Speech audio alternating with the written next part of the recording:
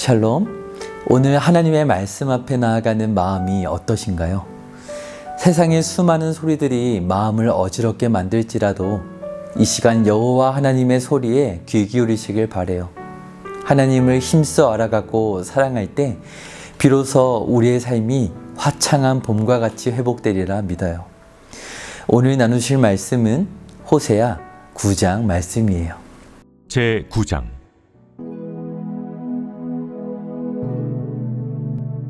이스라엘아, 너는 이방 사람처럼 기뻐 뛰놀지 말라. 내가 음행하여 내 하나님을 떠나고 각 타작마당에서 음행의 값을 좋아하였느니라. 타작마당이나 술틀이 그들을 기르지 못할 것이며 새 포도주도 떨어질 것이요, 그들은 여호와의 땅에 거주하지 못하며 에브라임은 애굽으로 다시 가고 아수르에서 더러운 것을 먹을 것이니라. 그들은 여호와께 포도주를 부어드리지 못하며 여호와께서 기뻐하시는 바도 되지 못할 것이라. 그들의 재물은 애곡하는 자의 떡과 같아서 그것을 먹는 자는 더러워지나니 그들의 떡은 자기의 먹기에만 소용될 뿐이라 여호와의 집에 드릴 것이 아님이니라. 너희는 명절날과 여호와의 절기의 날에 무엇을 하겠느냐?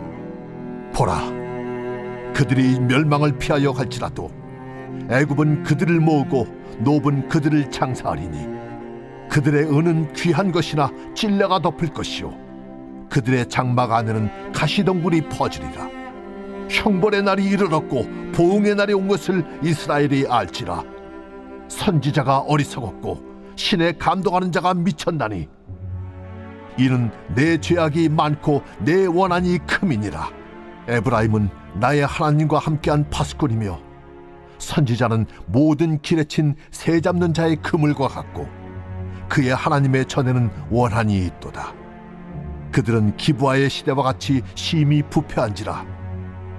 여호와께서 그 악을 기억하시고 그 죄를 벌하시리라.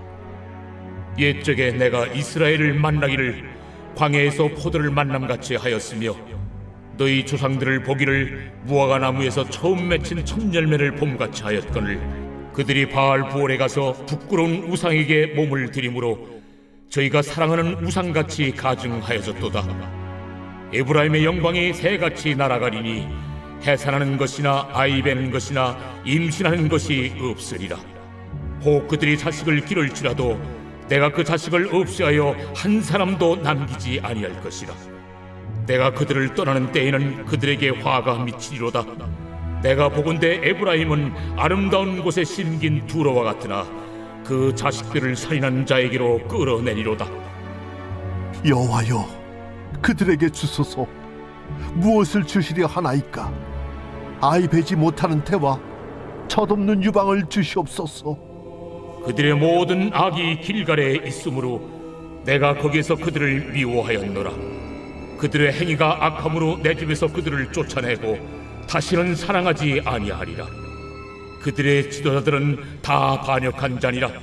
에브라임은 매를 맞아 그 뿌리가 말라 열매를 맺지 못하나니 비록 아이를 낳을지라도 내가 그 사랑하는 태의 열매를 죽이리라. 그들이 듣지 아니하므로 내 하나님이 그들을 버리시리니 그들이 여러 나라 가운데 떠도는 자가 되리라. 우리는 계속하여 호세아서를 살펴보고 있는데요. 지난 8장까지의 말씀을 묵상하면서 하나님의 사랑에 대해 어떤 모습들을 발견할 수 있으셨나요? 이스라엘 백성들의 타락에도 불구하고 주어지는 하나님의 구원과 심판에 대한 말씀들. 놀라운 것은요, 악인만 심판받는 게 아니라는 사실이에요. 하나님의 사랑은 구원받을 모든 자들에게도 심판을 행하신다는 거예요. 이것을 통해 하나님의 사랑이 어찌나 불같이 타오르는 열정적인 사랑인지 호세아서는 잘 보여주고 있어요. 오늘 말씀은 여전히 번영 가운데 타락하고 있었던 이스라엘 백성들에 대해 책망하며 경고하는 말씀인데요. 1절의 말씀을 보시면 이렇게 말씀하셔요. 이스라엘아, 너는 이방 사람처럼 기뻐 뛰놀지 말라. 내가 음행하여 내 하나님 여호와를 떠나고 각 타작마당에서 음행의 값을 좋아하였느니라. 지금 말씀을 보니까 백성들이 추수한 곡식을 모아들인 타작마당에서 기뻐하고 있는데 하나님을 떠나 음행의 값을 좋아하고 있다 말씀하셔요. 음행하였다는 것을 보니까 어떤 상황인가요? 네, 하나님을 떠나 바알과 같은 우상을 숭배하며 그로 인해 풍성한 소출을 얻게 되었다고 기뻐하는 상황이에요. 이런 백성들에게 하나님은 말씀하셔요. 4절의 말씀을 보세요. 그들은 여호와께 포도주를 부어드리지 못하며 여호와께서 기뻐하시는 바도 되지 못할 것이라. 그들의 떡은 자기의 먹기에만 소용될 뿐이라. 여호와의 집에 드릴 것이 아님이니라. 여러분, 무엇이 잘못된 것일까요? 원래 하나님께 제단 위에 포도주를 부어드리면서 감사의 제사를 드렸던 똑같은 포도주예요. 그때나 지금이나 같은 땅에서 난 포도로 만든 포도주이고 떡인데 왜 기뻐하지 않으시는 걸까요? 하나님께서 받기를 원하셨던 것은 하나님께서 내려주신 이른 비와 늦은 비로 키워낸 소출이었기 때문이에요. 그러나 이방인들은 어땠나요? 비를 내려주는 것은 하나님이 아니라 바알과 같은 우상이 내려주는 것이라고 믿었어요. 그런데 문제는 이스라엘 백성들이 이처럼 이방 백성들과 같이 뛰놀며 우상 앞에서 제사를 드리고 그렇게 얻은 소출로 하나님께 제사를 드렸던 거예요. 15절을 보세요. 그들의 행위가 악함으로 내 집에서 그들을 쫓아내고 다시는 사랑하지 아니하리라. 그들의 지도자들은 다 반역한 자니라. 사랑하는 여러분, 지난 6장에서 하나님께서 원하시는 것은 여호와 하나님을 아는 것이라고 말씀하셨어요. 그것은 야다라는 히브리 말로써 부부가 사랑하며 서로를 알아가듯이 모든 것을 아는 지식을 의미하는 거였죠. 그래서 하나님은 오늘 말씀을 통해 질문하시는 거예요. 너희는 이방 백성들의 신을 야다할 것인가? 아니면 여호와 하나님을 야다할 것인가? 이스라엘 백성들은 하나님과 언약을 했음에도 불구하고 이방 백성들이 섬겼던 우상과 간음을 했던 거예요. 그래서 5절과 6절을 보니 출애굽했던 기념일도 여호와의 절기도 다 소용이 없어졌어요. 백성들은 여호와 하나님과 관련해서 아무런 관심도 없고 감동도 없었어요. 결국 그들은 심판의 날이 점점 다가올 때 그들이 의지하던 이방 사람들에게 죽임을 당하게 될 것이고 그들이 소유했던 재산들은 모두 버려지고 쓸모없게 될 것이라고 하나님은 경고하고 계셔요. 사랑하는 여러분, 우리는 세상과 결혼해야 할까요? 아니면 하나님과 결혼해야 할까요? 당시의 이스라엘 백성들의 눈으로 보면 자신들은 애굽이나 아수르 같은 나라에 비해 굉장히 소수였고 보잘것없어 보였어요. 그런데 정말 그랬나요? 네, 군대도 작았고 외적으로는 보잘것없어 보일지 몰라요. 그러나 중요한 것은 이스라엘은 천상의 하나님의 보좌와 연결되어 있었다는 사실이었어요. 그들은 아브라함 때부터 하나님께 택함을 받은 선민이었어요. 하지만 이것은 무엇을 의미했나요? 하나님은 무수한 이방인들과 전혀 다를 바 없었던 그들을 특별히 사랑해 주셨다는 것을 의미하는 거예요. 호세아가 아내로 맞아들인 고멜처럼 이미 음란하게 우상을 숭배하던 아브라함 택하셔서 야다하신 것이죠.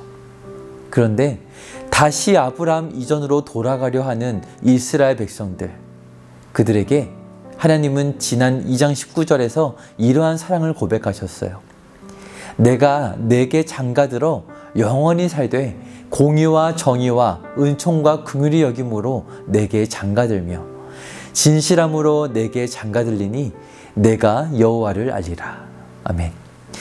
공의와 정의와 은총과 긍휼이 여김으로 사랑할 것이다. 네, 하나님만 하실 수 있는 진정한 사랑이죠. 불나방처럼 죽음을 향해 가는 너희들을 돌이킬 수만 있다면 내가 공의로 심판하고 정의로 바로잡을 거야. 그리고 은총과 긍휼이 여김으로 모든 연약함을 내가 덮어줄 거야. 10절을 보면 하나님의 절절한 고백을 더 볼 수 있는데요. 오늘 읽었던 본문 10절을 함께 보실까요? 옛적에 내가 이스라엘을 만나기를 광야에서 포도를 만남같이 하였으며 너희 조상들을 보기를 무화과 나무에서 처음 맺힌 첫 열매를 봄같이 하였거늘 그들이 바알보올에 가서 부끄러운 우상에게 몸을 드림으로 저희가 사랑하는 우상같이 가증하여졌도다. 옛적에 이스라엘 백성들을 만날 때는 어떠하셨다고요? 광야에서 포도를 만나는 것 같았고 무화과 나무에서 처음 맺힌 탐스러운 열매를 보는 것 같았다 하셔요. 백성들도 하나님의 기적을 경험하고 사랑을 경험하며 행복했지만 하나님도 그러하셨다는 거예요. 이스라엘 백성들도 혼돈 그 자체인 죄와 사망이 지배하던 세상 속에서 오아시스처럼 하나님의 생명의 말씀을 받게 되었을 때 그 감격이 있었겠죠. 그런데 결국 우상을 더 사랑하게 되었고 결국 가증한 우상을 똑같이 닮게 되었다. 이렇게 하나님 말씀하시는 거예요. 사랑하는 여러분, 오늘 말씀은 우리에게 중요한 해답을 주고 있어요. 왜 우리의 예배가 그토록 집중도 되지 않고 아무런 감동도 없을 때가 많은 것일까요? 그 이유는 세상과 동일한 가치관을 야다하며 살다가 그런 우리 자신을 하나님께 드리고 있기 때문이에요. 세상 모든 사람은 똑같이 연약하고 죄인이죠. 하지만 날마다 예수님을 의지하여 십자가 앞에 나아가는 사람은 전혀 다른 삶을 살아가게 되어 있어요. 모든 일상의 순간들이 성령님과 유기적으로 연결되어서 마치 심장에서 몸 곳곳에 혈액이 뿜어가듯이 나의 생각과 모든 마음이 하나님을 닮아가는 일을 경험하게 되는 거예요. 남 보기에는 똑같은 주부고 직장인이고 똑같은 학생일 수 있어요. 하지만 날마다 예수님과 함께하는 사람은 하나님의 힘을 공급받기에 문제를 이해하는 수준도 그것을 해결해내는 방식도 전혀 다른 모습으로 열매 맺게 되어 있어요.